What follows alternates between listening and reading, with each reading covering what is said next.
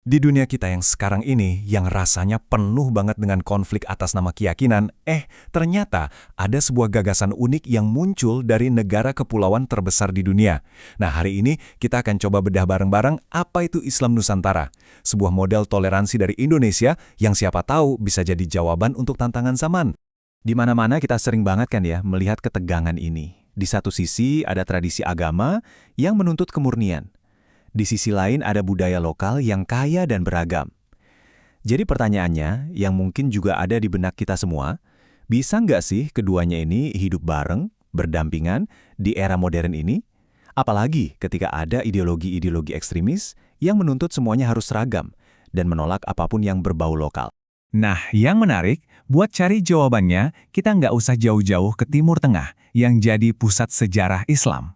Kita justru akan melihat ke sebuah negara di Asia Tenggara, negara dengan populasi Muslim terbesar di planet ini. Betul sekali, jawaban yang kuat dan sangat menarik itu mungkin datangnya dari Indonesia.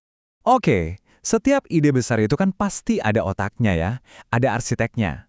Nah, untuk benar-benar paham jiwa dari Islam Nusantara, kita harus mundur sedikit, kembali ke akarnya, dan kenalan dulu sama sosok visioner di baliknya. Beliau adalah Kiai Haji Hashim Asy'ari. Coba deh perhatikan gelarnya, Hadratus Syekh. Itu bukan sekedar panggilan loh, itu adalah pengakuan atas dalamnya ilmu beliau dan perannya sebagai guru dari banyak sekali guru besar di Indonesia. Jadi, beliau ini adalah tokoh sentral dalam cerita kita kali ini. Sekarang, yang menarik banget dari sini adalah konteks waktunya. Coba bayangin deh, awal abad ke-20. Tradisi Islam di Nusantara yang udah berakar ratusan tahun, itu tiba-tiba ngerasa terancam dari dua arah sekaligus. Satu, dari tekanan politik kolonial Belanda. Dua, dari tekanan ideologi Puritan yang datang dari luar. Nah, sebagai respons dari ancaman itu, lahirlah Nahdlatul Ulama atau NU pada 31 Januari 1926. Bukan sebagai gerakan yang menyerang, tapi justru sebagai benteng untuk menjaga tradisi. Dan visinya, wah ini jelas banget. Tujuannya itu bukan buat mengimpor Islam mentah-mentah dari tempat lain, tapi justru untuk merawat dan mengembangkan Islam yang sudah pulang, yang sudah menyatu dengan tanah air Indonesia. Kuncinya di sini nih, Islam yang relevan dengan konteks lokalnya. Terus, gimana caranya visi ini jadi kenyataan?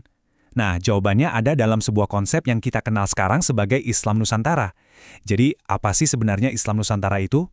Gampangnya gini deh, Islam Nusantara itu adalah cara berislam yang nggak memusuhi budaya, justru sebaliknya, ia merangkul budaya.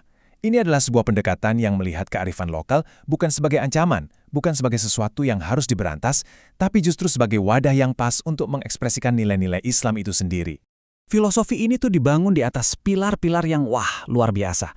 Ada tasamuh, artinya toleransi yang tulus terhadap perbedaan, lalu ada tawazun, prinsip keseimbangan dalam segala hal, kemudian tawasud, yang artinya mengambil jalan tengah, menolak semua yang ekstrem, dan tentu saja iktidal, yaitu berlaku adil tanpa pandang bulu. Semua pilar ini menopang satu tujuan yang sangat agung, menjadi rahmatan lil alamin, sebuah rahmat bagi seluruh alam semesta. Tapi, ini semua bukan cuma teori cantik di atas kertas loh. Yuk, kita lihat gimana gagasan ini benar-benar bekerja dan beraksi di dunia nyata. Nah, disinilah letak keunikannya. Tradisi kayak tahlilan atau perayaan Maulid Nabi yang emang udah ada di masyarakat, itu nggak diberantas, sama sekali nggak. Sebaliknya, tradisi-tradisi ini diisi dengan nilai-nilai Islam. Istilahnya dikasih ruh Islam. Jadi Islam itu beradaptasi, menyatu dengan budaya, bukan malah menggantikannya secara paksa. Oke, sekarang kita masuk ke momen yang mungkin paling dramatis.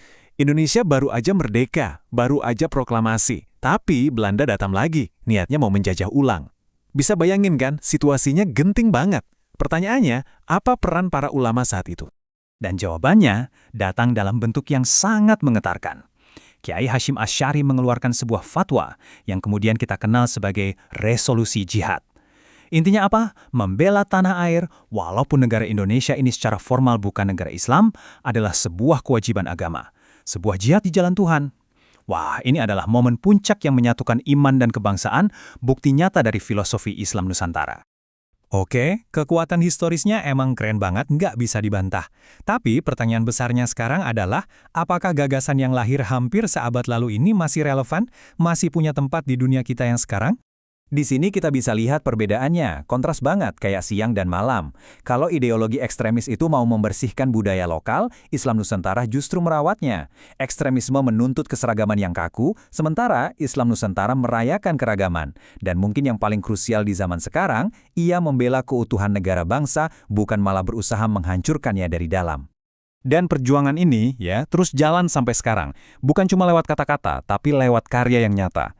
Melalui ribengan sekolah dan universitas, lewat klinik dan rumah sakit yang melayani semua kalangan, lewat program pemberdayaan perempuan, sampai pengembangan ekonomi kerakyatan.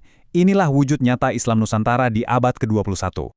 Jadi ya, pada akhirnya pertanyaannya kembali lagi ke kita semua. Di saat dunia ini terus-menerus bergelut dengan konflik atas nama agama dan budaya, mungkinkah pendekatan yang damai dan adaptif dari Kepulauan Indonesia ini bisa menawarkan sebuah model, sebuah inspirasi untuk masa depan yang lebih harmonis? Nah, ini adalah sebuah pemikiran yang menarik untuk kita renungkan bersama.